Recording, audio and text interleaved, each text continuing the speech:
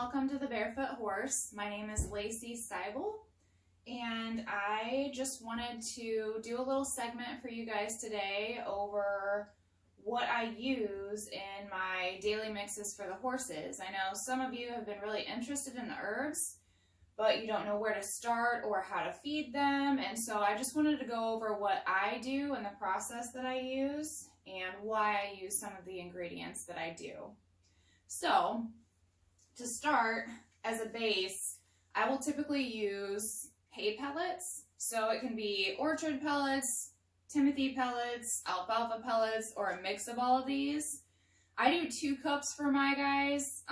Technically, you don't even need to use this, but if your horse is used to pellets or grain or something like that, this gives it a little bit more bulk, a little bit more flavor. It's easier to hide some of the herbs if they're stronger.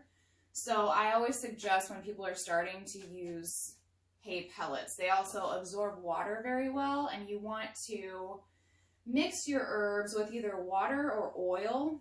That way it sticks to the pellets or sticks to itself and they're not blowing in the bowl and dusting it everywhere or inhaling the herbs, because you really don't want them to do that, just like you don't want to do that. The next thing that I might use would be this base mix, which is basically Iron Horse. It comes in all in one, which is more of a digestive blend of herbs with flaxseed, camelina, meal, copra meal, rice bran oil, and then a little bit of clay and a little bit of diatomaceous earth to extend the shelf life. This is great for added calories if you have a horse that needs to gain weight. It's also great for horses that need to lose weight, because healthy fats, which are found in camelina meal and flax meal and also copra meal, actually help the body to lose the weight that it needs and use those healthy fats instead of holding on to the fat in their body. So that is another base that you can use, and you can actually just mix your herbs in this if your horse isn't picky and it doesn't need a lot of extra bulk, or you don't feel like you need to. A lot of people think they need to feed pounds and pounds and pounds of feed because that's what we've been taught. But really, mine only get a pound worth of all of this stuff, and they do great on it. So I just wanted to put that out there. You do not have to have a ton of products or a big old mash. Typically, I only recommend that for horses that are really having trouble eating. Older horses, you probably want to do like alfalfa pellets or alfalfa cubes, and quite a few pounds of those. Soak them so that it's easier for them to eat and it's more easily digestible for them to get the nutrients in there that they need. The rest of the horses usually do fine on like a cup or 2 of the hay pellets, or like I said, none at all. Another thing I like to add, especially with my gelding, because he is reactive to flax, is chia seeds. They have a very similar omega-3 value as flax seeds do, and they also, like the flax seed, have a gel coating on the outside of the seed that actually helps to coat the digestive tract and helps heal any gut issues such as ulcers or malabsorption, or if you've got horses that have like the leaky gut syndrome where you have the water coming out with the poo or anything like that. These are just a really great anti-inflammatory. And there are also seeds, which I have really gotten into lately. So these are flax seeds. Flax and chia, you want to either soak or grind before you feed them, and you don't want to grind ahead of time because oxygen in the air will oxidize the good fatty acids and you'll lose those omega-3s. So the oil will still be in the seed, but the omega-3 won't be there. So either soak them overnight before you feed them, or grind them right before you feed them. And I typically do a 1/4 cup to a 1/2 cup of those seeds a day, depending on what the horse needs. Another really great seed is a pumpkin seed. you can sprout these, you can soak these, you can feed them as is. They're great as far as using them with a deworming regimen, especially if you're doing herbal dewormers. They have anti-parasitic values. They also are higher in zinc, I think it is.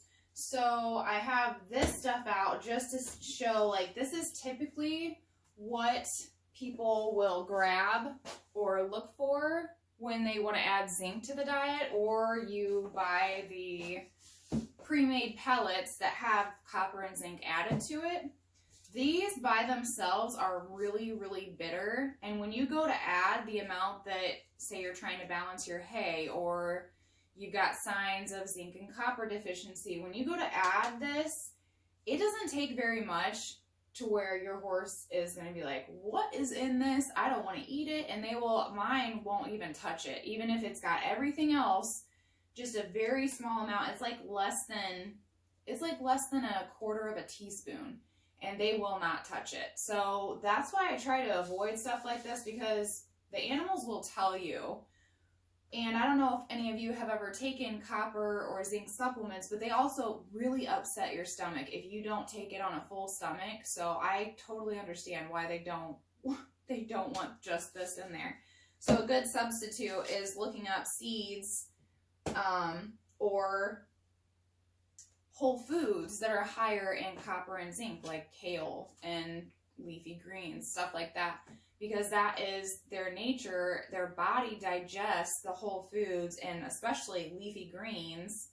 That's where they are meant to get their nutrition from. So the whole point of doing everything this way is to try and mimic what they would be getting in nature by being able to roam all over and pick and choose what they want to eat and be in different areas all the time, so it's always different mineral and vitamin compositions instead of feeding the same exact thing day in and day out.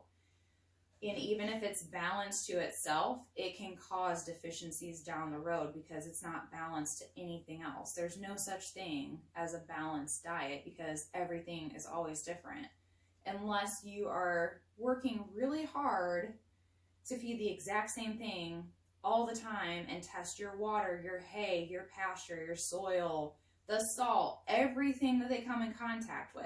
And that doesn't even include, if the horse is more stressed, they'll be using more copper and zinc and magnesium and calcium and all the other stuff. So then you'd have to do blood tests or hair tests or any of that stuff. So it's easier if you just throw in a nice wide variety of different whole foods or herbs to cover all of that stuff for them.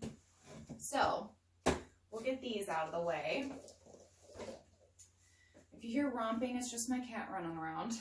So we went over pumpkin seeds. These are almonds. You can soak them overnight. You can use the sliced kind. Just make sure that the seeds that you buy are raw. They're not roasted. They're not salted, any of that. They need to be raw in order to have all of the enzymes and everything still in them. Okay, this is calendula petals,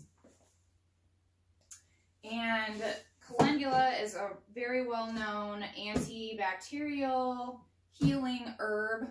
So I typically tell people to look at this if they've got like slow healing wounds, or if they've got a horse that has gut issues, because it helps heal the stomach and the gut and all of that too. It's also a more calming herb. So there's things like that. The whole looking herbs, this is Buck's custom mix of what we call chopped herbs. The calendula petals are also chopped herbs. So these are closer to their whole form. They're still dried, but at least, you know, all they are is just chopped up or crushed. So this has herbs specific to his issues, which are spookiness, nervousness, the tendency to have looser stool or water with the manure, and just all around kind of a calming, healing, digestive mix. which he loves, by the way. This has like chamomile and bilberry and a bunch of other herbs in it that have just really seemed to work for him.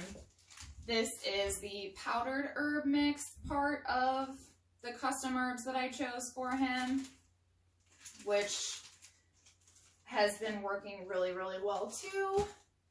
Another thing I like to add is nutritional yeast. So you'll hear a lot about B vitamins and how important they are.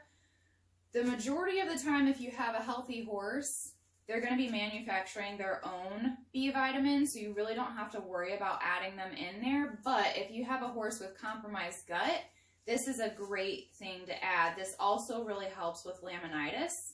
So we know that laminitis, ultimately, the biggest part that causes laminitis is the trim or lack of. But we also know that the gut can affect the hooves as well. So if you're having laminitis or you're trying to get them through a tender period, nutritional yeast can be really helpful because it replaces the B vitamins that the gut should be manufacturing, and it's not.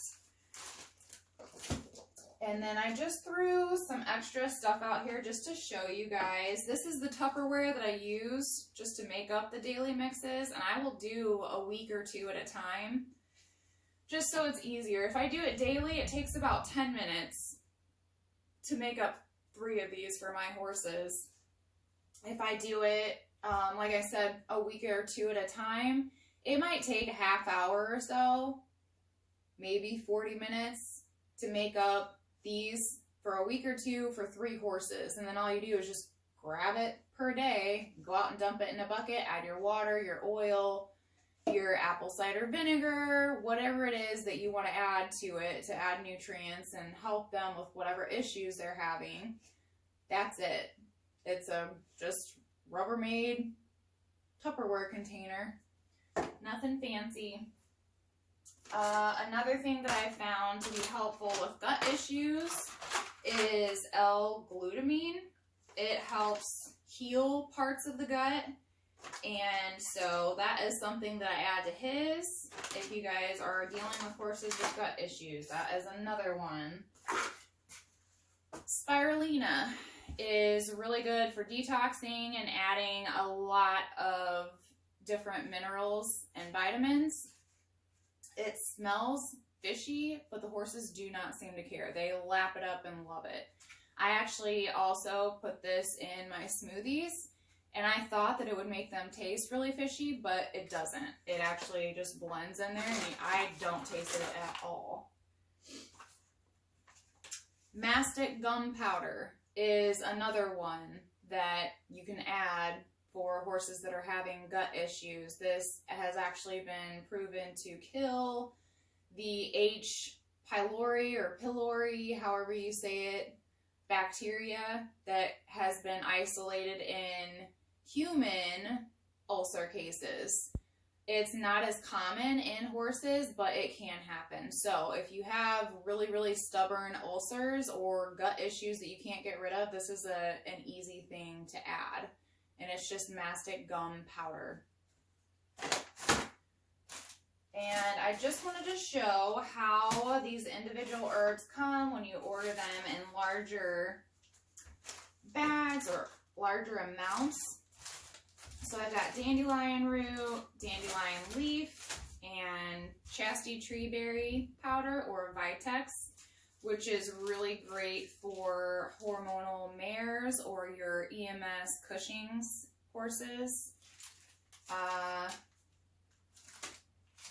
Dandelion leaf and dandelion root both have a lot of nutrients in them too. So they're really good if you're just wanting to boost the overall nutrition of what you're feeding. They also have some really good healing properties to them, but overall they have just a lot of supportive nutrients in them. These are some of the premixes that Wild Horse has that I sell. This is the Worm Gone mix. You can feed it once a month if you have more issues with parasites in your horses, like if you have a heavy shedder or a medium shedder. This is great to do once a month for 4 or 5 days to help rid them of the parasites. There's also Worm Gone Max, which I tend to use this, and I just do it quarterly because my horses have tested with their fecal samples that they're low shedders, so they don't really have an issue with high parasite loads. So I will do the Worm Gone Max 4 times a year. Or if it seems like they need more, or if I just want to do more, then I'll go with the regular Worm Gone. If I want to do a longer, like say you want to do 2 weeks or a month, you would go with the more gentle dose, which is just the Worm Gone.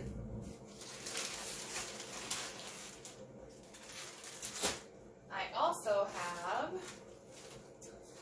Joint Rebuilder Plus, which has pain meds, and it's got like burdock root, which is really, really good, especially for horses that have arthritis. This is known to break down calcification. So my horse has ring bone. I haven't actually been feeding this. I started feeding it back when he was still having a lot of arthritis pain, what I thought was arthritis pain, and it did help a lot.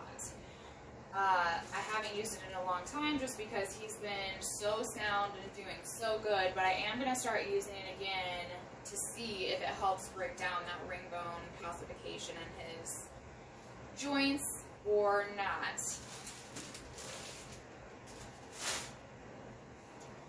I also have the tummy mix of herbs, and this is just a really good digestive mix. If you've got anything, like I said earlier, your horse is cinchy, it's girthy, it pins its ears when you put the saddle on, and you know that the saddle is a correct fit.